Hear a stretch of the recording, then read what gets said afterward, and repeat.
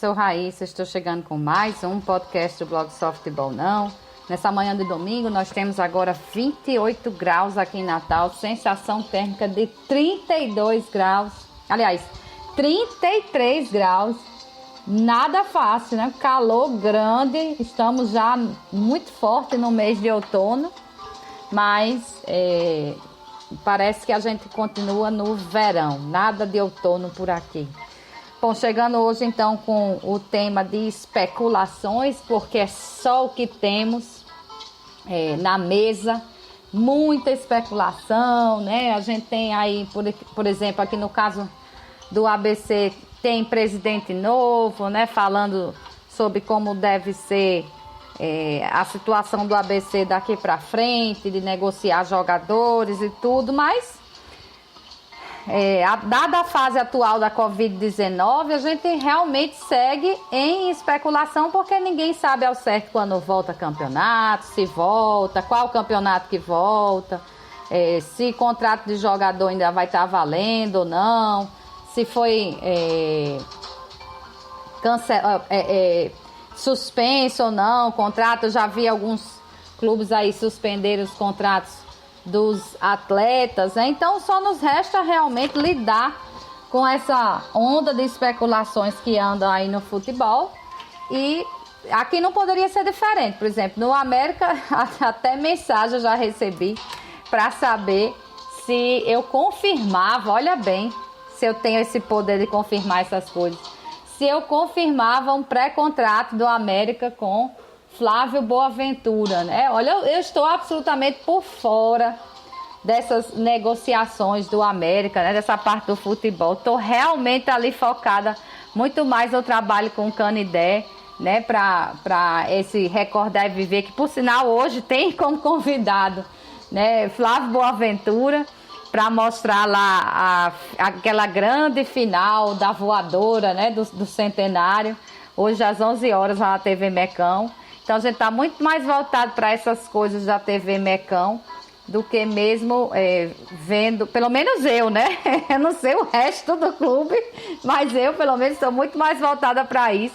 Não tenho como falar. Fico com a fala de Roberto Fernandes da última segunda-feira no Papo Alvirrubro, quando ele disse que realmente Leonardo Bezerra chegou a abrir negociação com Flávio Boaventura, mas que o mercado é tão aberto para Flávio que seria impossível até ele aceitar uma proposta de salário do que pode o América pagar, e aí não foi para frente. Mas a gente sabe que para um jogador, se ele quiser vir jogar aqui, certamente tem espaço, porque é um ídolo, né? E hoje a gente vai acompanhar bem isso.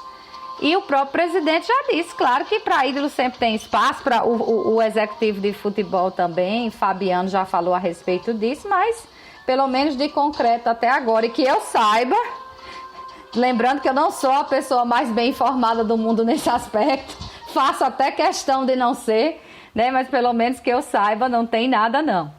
E sobre o futebol brasileiro, que é o que a gente também vê muito aí de especulação, a gente nota uma certa inquietação nessa semana, né? Começou uma movimentação mais forte aí de presidentes de clube, de presidentes de federação, tentando dar um norte, né? Do que vai ser o futebol a partir da suspensão do isolamento, coisa que a gente não sabe nem dizer para quando é. Mas é preciso planejar realmente. Eu acho correto que se planeje. Então, há muitas discussões a respeito. Eu já falei até aqui a semana passada do exemplo da NBA, que já se movimenta tanto para terminar. Vejam bem, não é que ela se movimente para que tenha o jogo agora. Ela está se movimentando para planejar como serão esses jogos quando a fase de isolamento passar ou for suspensa por um tempo, pelo menos. Então, para a NBA, os jogos serão disputados. Ela já escolheu a sede, né? Eu não sei nem se isso já foi oficializado, porque ainda faltava discutir playoff. Eu não consegui achar nada ainda a respeito disso. Mas ela já oficializou que vai jogar tudo numa sede só. que é a de Las Vegas. Deve haver um corte aí nesses jogos regulares que faltam, não sei como ela vai fazer. E vai também passar a tesoura na fase de playoffs. Eles não vão ser tão extensos porque não serão disputados naquele sistema de um jogo na casa de um, outro jogo na casa de outro. E sim, tudo lá em Las Vegas. Então vai passar a tesoura para poder encerrar a temporada. Até porque, pelo que se vem sendo divulgado pelas autoridades de saúde, pessoal que pesquisa nessa área, os cientistas, etc., a tendência desse isolamento é ele viver fases de abre e fecha.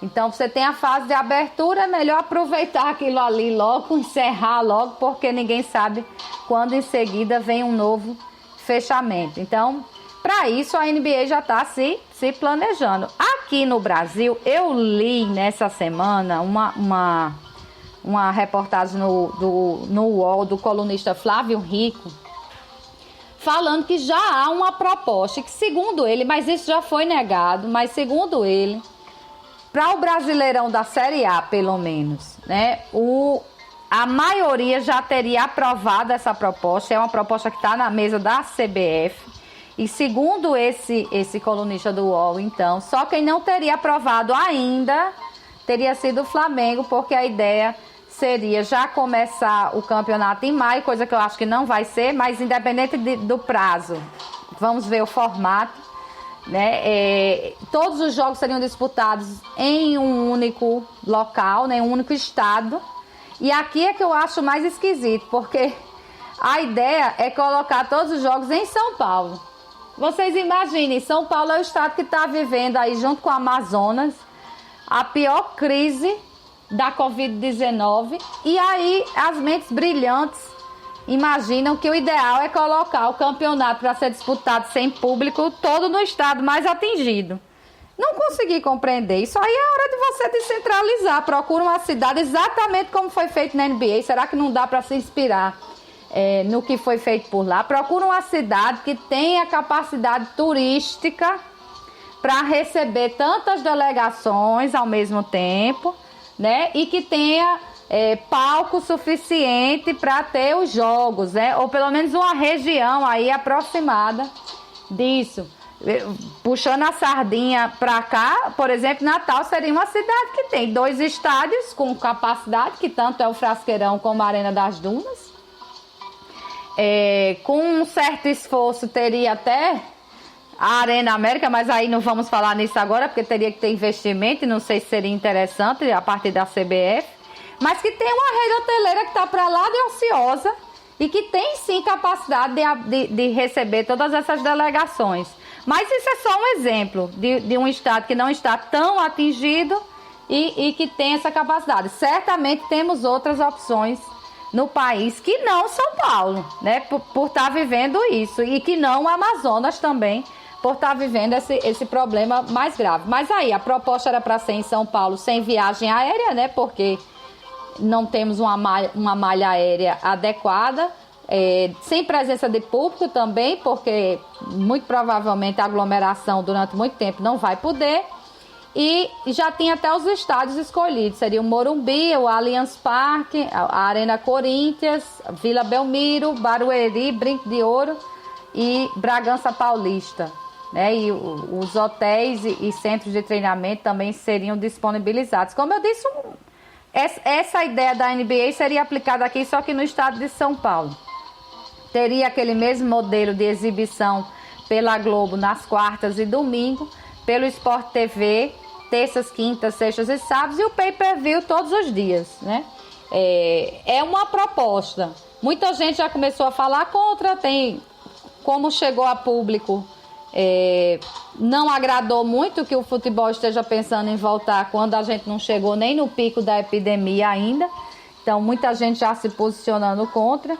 Eu, particularmente, não sou contra a discussão do que fazer. Acho que deve se planejar vários cenários, inclusive, com público, sem público, se vai poder, se não vai poder. O certo é estar planejando para quando chegar o momento, dizer, vai ser assim. Pá, a gente já tem um modelo pronto, vai ser dessa forma. E não deixar para pensar depois. Eu acho que deixar para pensar depois é uma coisa meio arriscada e cá para nós muito o retrato do futebol brasileiro, né? De não gostar de planejar as coisas de forma organizada. Então, tem essa especulação a respeito do campeonato. Já falamos aqui sobre o estadual, né? Na semana anterior. Especula-se também que se o estadual voltar, não vai voltar com as partidas contra os pequenos. Ficaria realmente uma disputa aí entre principalmente ABC e América.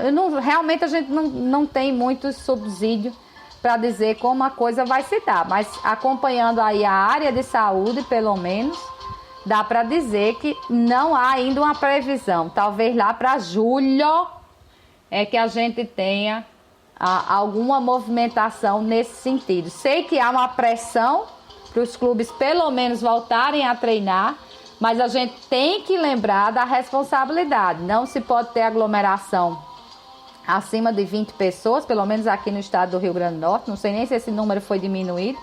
Como é que você vai fazer um treinamento que tenha menos de 20 pessoas? É complicado.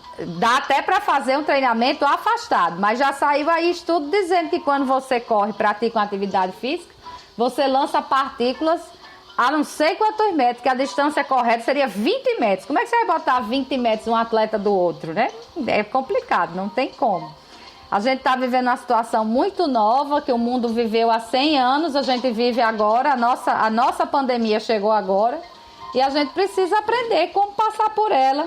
Certamente esses passos dados, a gente espera que fiquem como lição, para que daqui a 100 anos o mundo não venha viver novamente uma pandemia desse jeito, ou dentro do prazo de 100 anos, a gente não venha viver uma pandemia respiratória, porque já vivemos quase isso em 2008, em 2009, e por sorte ela não se expandiu, mas parece que a gente não aprendeu muita coisa de lá para cá, e agora estamos aqui todos isolados em casa, esperando que essa Covid tenha um fim, ou que ela desapareça. Isso parece rezar por um milagre, né? Mas aconteceu com a SARS.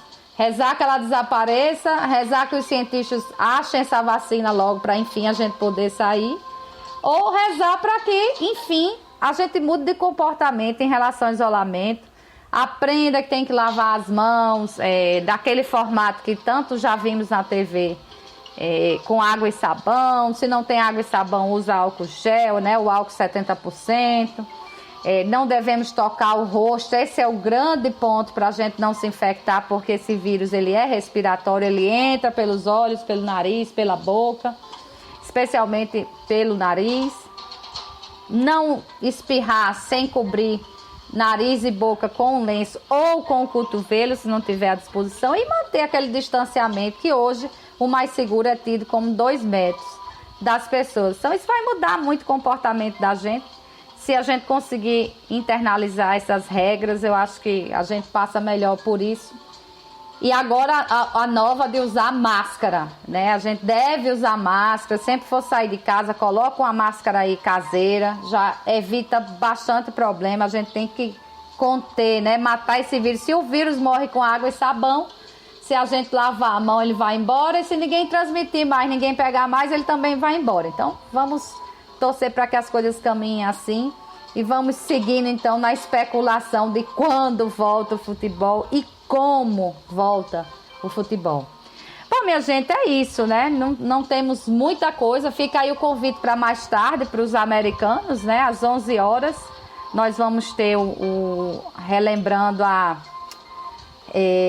final do centenário, né, na TV Mecão. Convite também para sexta, 7 da noite, sobre outros assuntos, e 10 da manhã, domingo que vem, quem sabe com mais notícia aí sobre futebol, notícias boas, né? Muita responsabilidade nessa quarentena, né? E até lá.